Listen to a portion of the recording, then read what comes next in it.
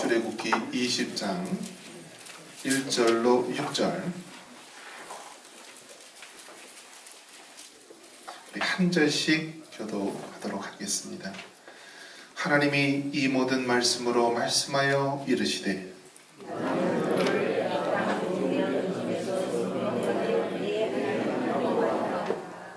너는 나 외에는 다른 신들을 내게 두지 말라.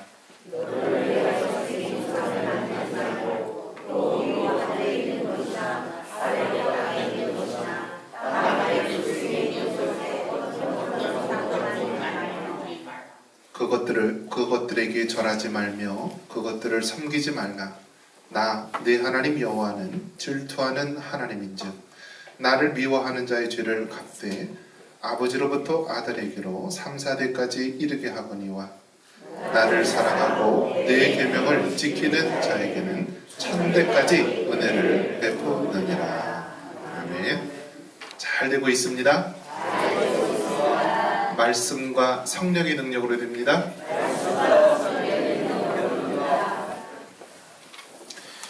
예, 동계올림픽 이제 시즌인데요. 어제 여자 피겨라 그러나요? 계주인가요? 예, 여자 계주 경기를 봤는데요. 자, 4명인가요? 이렇게 여러 명이서 이제 계주로 이렇게 하는데 한국 선수가 이렇게 하다가 꽈당 넘어졌어요. 그래갖고 아이고 이제 메달은 멀어졌구나라고 생각하는데요.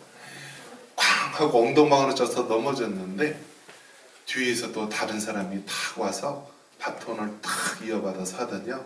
몇 등 했게요? 1등 했고요. 올림픽 기록까지 세웠더라고요. 어떻게 그럴 수가 있죠? 엉덩방아를 쪄서 넘어져서 게임이 이제 졌구나 라고 생각했는데 다시 일어나서요 1등을 했어요. 저는 그걸 보면서 어떤 생각을 했냐면 정말 우리나라 하나님이 보호하사 우리나라 여자들 때문에 이 나라가 살아가는구나 그런 생각을 했습니다. 그리고 남자들은 항상 나가서 깨져요. 지고 넘어지고 하는데 우리나라 여자들은요 엉덩방아 쪄서 넘어져도 벌떡 일어나더니 1등을 하는 민족입니다. 그런 면에서 하나님께서 우리나라 이 여성들에게 큰 축복을 준 줄 믿습니다. 네, 남자가 반쪽짜리 역할밖에 못하는데 우리 나머지를 우리 여자분들이 잘 감당해줘서 우리나라가 이처럼 많은 축복을 받는 민족이 된 줄 믿습니다. 자, 한번 따라해 봅니다. 하나님만 예배해요. 자, 이제 민속 명절이 찾아왔는데요. 명절 때 되면은 다 누구나 고향을 따라 떠납니다. 그런데 우리 믿는 그리스도인들에게는 큰 고민이 있습니다. 무슨 고민이냐면 믿지 않는 가정에서 이 제사 문제 때문에 큰 어려움을 겪는 것입니다. 여러분 제사 어떤 건지 아세요? 자, 우리 젊은 친구들 보면은 제사 드리는 모습을 보면은요. 자, 제사를 드릴 때 무엇을 차리죠? 음식을 이렇게 차립니다. 근데 그것도 예법이 있더라고요. 동서남북에다가 건어물, 나물, 과일, 또 특산물 이런 걸 다 하고요.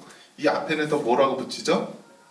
지방을 이렇게 붙이죠. 이렇게 해서 그래서부터 할아버지, 증조 할아버지, 고로아자 그러지 쭉쭉쭉쭉 하면서 한 사람 한 사람씩 이렇게 하면서 절을 하고 또 이제 끝나면은 이제 그 지방에 쓴 종이를 태워서 보내고. 제가 그거 어떻게 잘 아냐면요. 우리 집안이 예수님을 믿기 전에는 불교였어요. 불교. 그러니까 제사 드리는 모습을 꼭 옆에서 보고 명절 때도 봤거든요. 자, 그러다가 이제 저희 집안 같은 경우에는 이제 완전히 예수님을 믿고 다 제사 도구 다 버리고 하나님 믿는 그런 집안으로 됐는데요. 어릴 때서부터 이렇게 제사 드리는 모습을 봤습니다. 그럼 항상 듣는 것이 뭐냐면 이 제사를 지내게 되면은요 누가 온다 그러죠? 네? 네, 이 돌아가신 조상님께서 오는 거예요. 와서 뭘 먹죠? 이 제사밥을 먹는 거예요, 제사 음식을. 그런데 만약에 제사 이게 정성을 소홀히 한다거나 예? 제사를 뭐 잘못 드리거나 그러면 어떻게 되죠? 저주를 붓고 집안이 안 되는 거예요. 이것이 이제 제사인데요. 이것은 어디서 왔냐면은 자, 유교에서 온 겁니다. 유교. 우리가 흔히 공자, 맹자 이야기하는 유교에서 온 것인데요. 이제 많은 사람들이 그렇게 이야기합니다. 유교가 종교냐, 그냥 하나의 학문을 이야기하는 것이 아니냐라고 말합니다. 물론 유교의 뭐 근본적인 사상, 뭐 다 공감하고 다 우리에게 어떤 면에서 보면은 인간에게 선한 이 철학과 또 영향력을 주는 것이 사실입니다. 그런데 유교가 종교가 되는 이유가 뭐냐면요, 이 제사 문제 때문에 그런 것입니다. 제사 문제.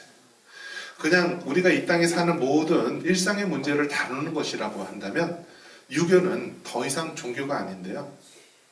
죽은 사후의 문제, 또 죽은 사람에 대한 이러한 제사 문제 때문에 유교가 종교로 된 것입니다. 자, 그렇기 때문에 이 제사 문제만 나오면은요, 늘 어려움이 생기는 거예요. 그리고 우리나라 개신교가 들어오기 전에 한 100년 전, 개신교보다 100년 전에는 이 카톨릭이 먼저 들어왔습니다.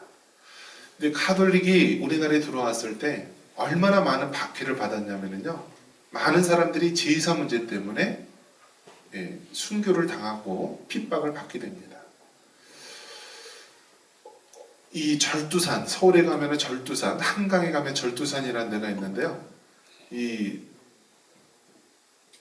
이제 카톨릭을 믿는 사람들을 잡아다가 이제 핍박을 하고요, 머리를 자릅니다.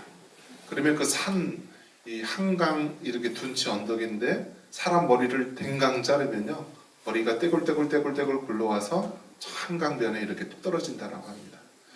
그렇게 수십 명, 수백 명이 죽었어요. 왜 죽었냐? 제사 문제 때문에 죽은 거예요. 저들은 제사도 안 드리고 부모에게 효도하지도 않고 조상도 알아보지도 못하는 저런 아주 불효막심한 자들이다. 그래서 굉장히 많은 핍박을 당했습니다. 그 제일 되는 그 이유가 제사 문제 때문에. 근데 지금은 어떻죠? 카톨릭 제사 드려요, 안 드려요? 드립니다. 그럼 여러분 이상하죠?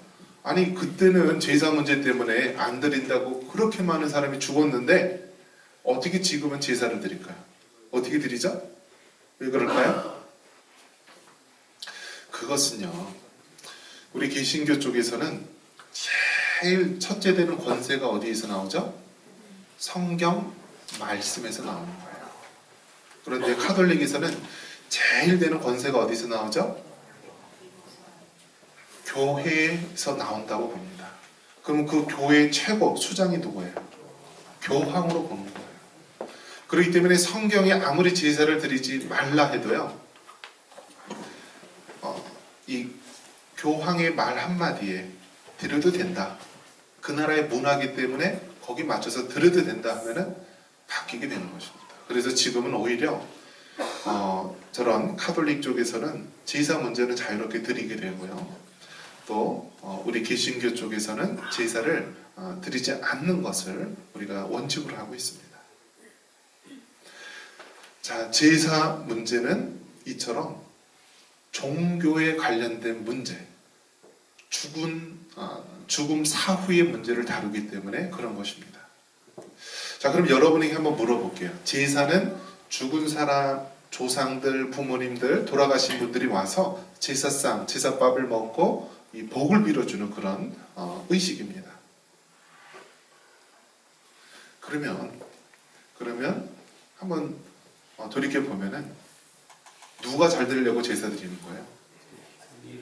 누가 잘 되려고 제사 드리는 거예요? 자기가 잘 되려고 제사 드리는 거 아니에요? 자, 산소를 잘 좋은데 명당 자리에 써야 된다. 누가 잘 되려고 하는 거예요? 자기 자손들이 잘 되려고 하는 거잖아요.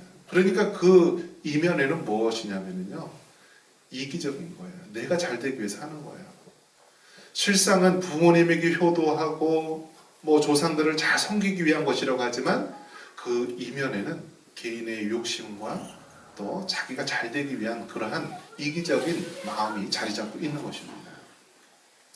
그래서 우리 예수님 믿는 사람은요, 부모님 돌아가신 다음에 효도하는 건 아무 소용이 없는 거예요. 언제 해야 돼요? 살아계실 때 효도를 해야 되는 거죠. 한번 따라해 보겠습니다. 부모님 살아계실 때 섬기기를 다하여라. 할렐루야. 네, 그래서 여러분, 부모님을 살아계실 때 효도하고 섬겨야 되는 것이지, 돌아가신 이후에 제사 드리고 뭐 몇 자리 좋은 데 쓰고 아무 소용이 없는 것입니다. 자, 그럼 부모님 효도를 말로만 해야 되나요? 아니면 행동이 뒤따라야 되나요? 자, 말로만 부모님 효도합니다 라고 하면 돼요? 아니면 행동이 따라야 돼요? 네. 행동이 뒤따라야 되는 거예요. 자, 영의 아버지 한번 따라해 봅니다. 영의 아버지이신 하나님께 11조를 드리고 육의 부모님에게 11조를 드리자. 할렐루야. 여러분, 영의 부모이신 하나님께 우리가 10의 1조를 드림과 동시에 육의 부모님에게도 11조를 드려야 되는 거예요. 지금 결국 우리나라가 노인 문제, 고령화 사회 문제의 가장 문제점이 무엇입니까? 과거에는요, 자식들이 부모님을 모셨어요. 그리고 장남들은요, 꼭 책임감을 가지고 부모님 모시는 것을 제1의 의무로 여겼어요. 그런데 지금 부모님 세대는 어때요? 우리 부모님 세대는요, 열심히 부모님 모시고 섬겼어요. 그들에게는 노후 계획도 없었어요. 그냥 하루하루 먹고 살기 힘들기 때문에 그냥 모든 것 다 바쳐서 부모님 모셨어요. 근데 자식들을 섬김을 받으려고 그러니까 지금 어떤 세상이 됐어요? 예, 자식들이 이제 다 따로따로 해요. 오히려 부모가 자식 안 도와준 것을 감사하게 여기는 이상한 시대가 된 거예요. 그런 면에서 본다면 우리 예수님 믿는 그리스도인들이 영의 부모님도 잘 섬기실 뿐만이 아니라 육의 부모님도 잘 섬길 수 있는 여러분 되시기를 바랍니다. 오늘 이 본문에 보면은 하나님만 예배해요 라고 되어 있어요. 하나님만 예배해요. 우리 인간들은요, 무언가 예배하려고 해요. 야, 하나님을 믿느니 내 주먹을 믿으라 라고 하는 사람이 있는데요. 이 사람 뭘 예배하는 거예요? 자기 힘을 의지하는 거예요. 힘을 예배하는 거예요. 어떤 사람은 돈이면 모든 것을 할 수 있다. 돈을 예배하는 자들이 있고요. 세상의 성공을 예배하는 사람이 있어요. 누구나 다 예배할 수 있도록 하나님께서 사람을 창조할 때 하나님의 형상대로 창조했기 때문에 사람은 무언가 예배하려고 하는 그런 속성이 있습니다. 그러니까 하나님을 만나기 전에, 예수님을 믿기 전에는 우리는 세상 것들을 예배하고 세상 것들을 섬기게 됩니다. 근데 예수님을 만나고 예수님을 나의 구주로 영접한 이후에는요, 우리가 그 모든 우상들과 거짓된 것을 버리고 하나님만 예배하는 삶을 살아가는 겁니다. 오늘 이 본문에 읽은 이 부분은요, 하나님의 십계명에 대한 부분입니다. 이 십계명은 제1되는 계명이 너는 나 외에는 다른 신을 내게 두지 말라라고 말합니다. 우리 3절 한번 같이 한번 읽겠습니다. 너는 나 외에는 다른 신들을 내게 두지 말라. 자, 여기서 보면은 너는 나 외에는 다른 신을 두지 말라. 다른 신을 섬기지 말라.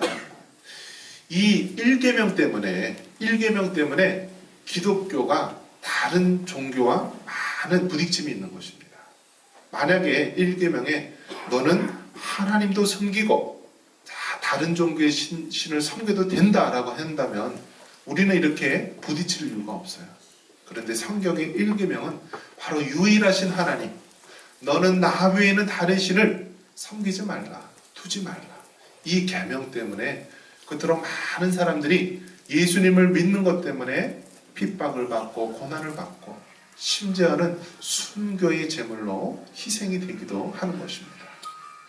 그런 면에서 본다면 저와 여러분은 하나님만 예수님만 섬길 수 있는 우리 모두가 되기를 주님의 이름으로 축원합니다.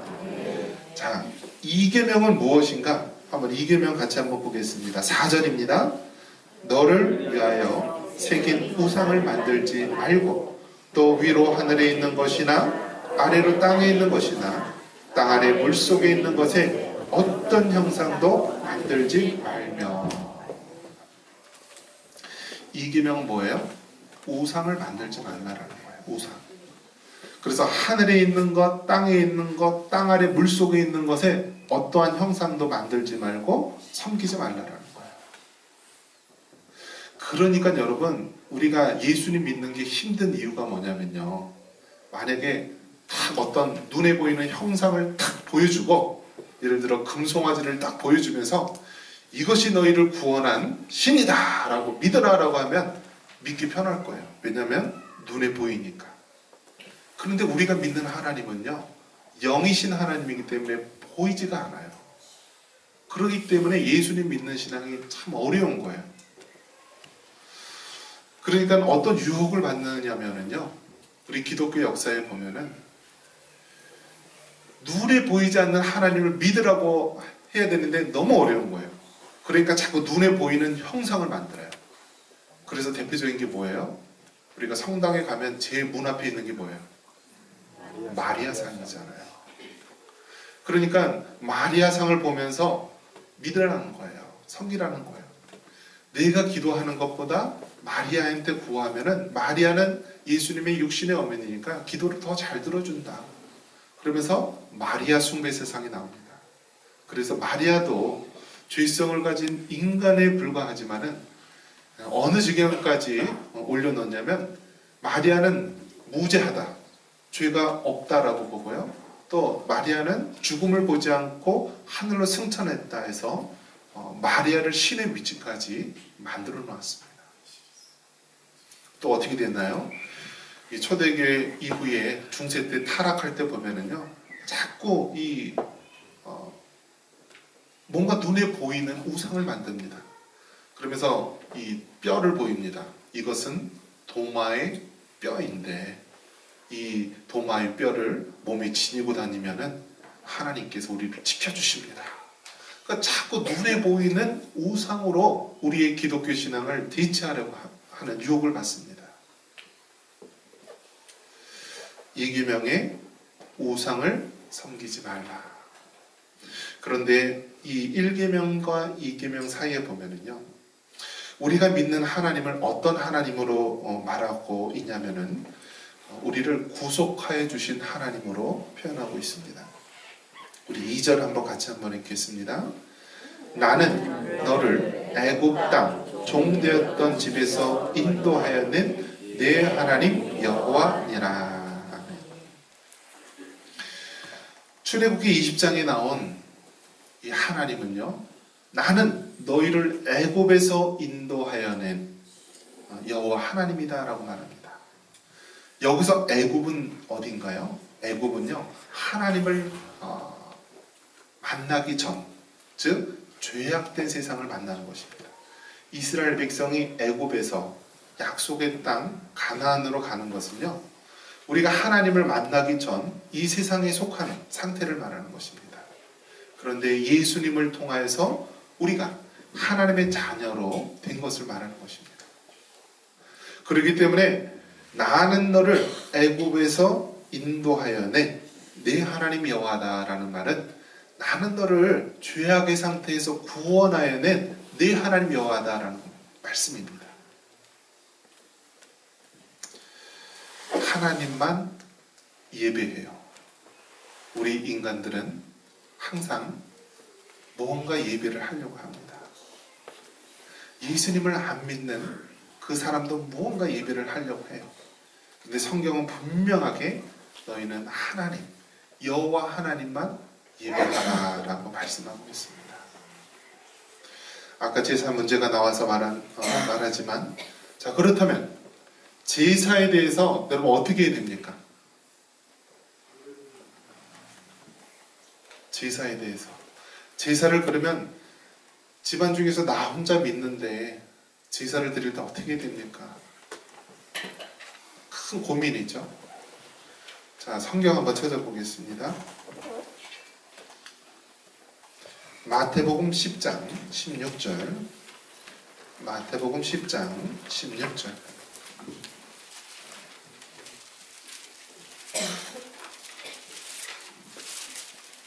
마태복음 10장 16절입니다.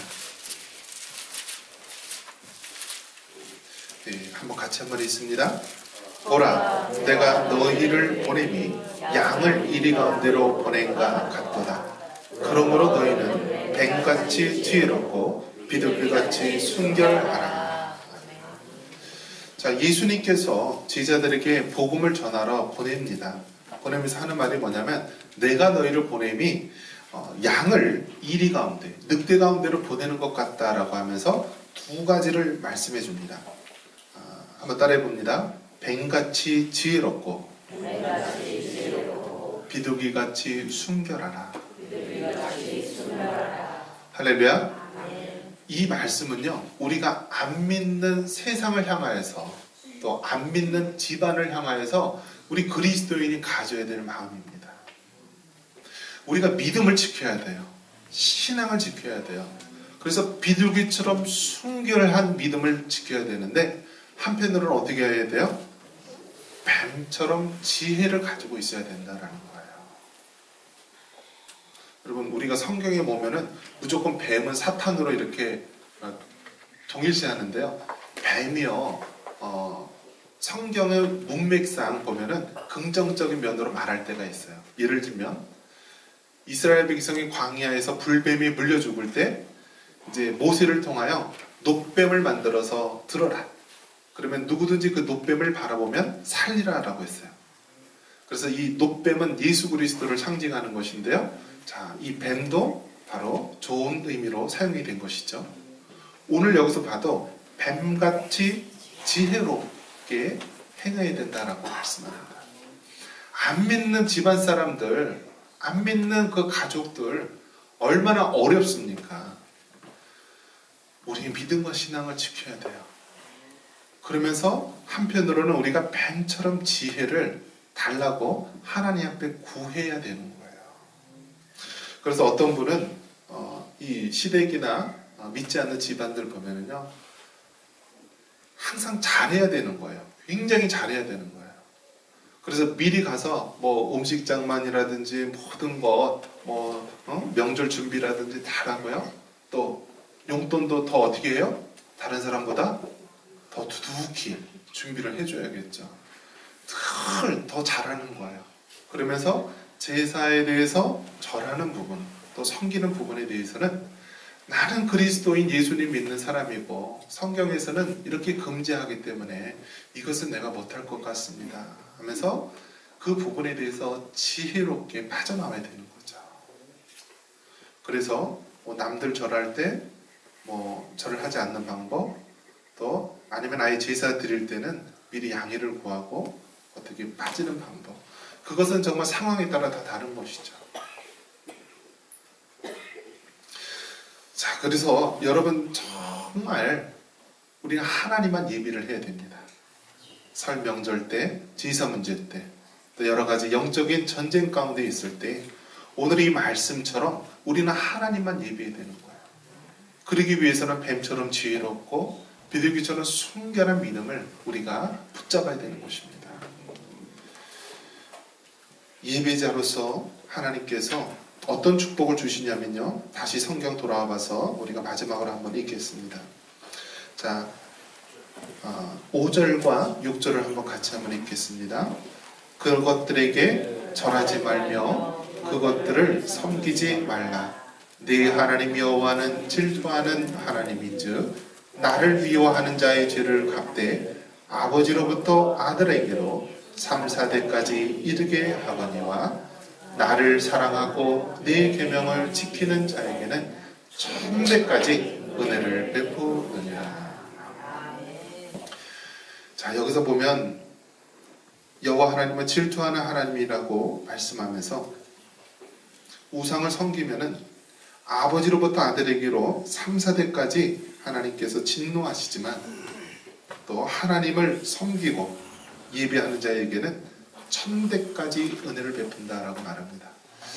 이것은 꼭 아버지와 아들의 그러한 죄가 3, 4대까지 이른다라고 하는 그러한 것을 뜻하는 것이 아니라 하나님은 진노하시는데 이렇게 진노를 하시고 축복을 하시는데 이렇게 한없이 축복하신다라는 것을 말하는 것입니다.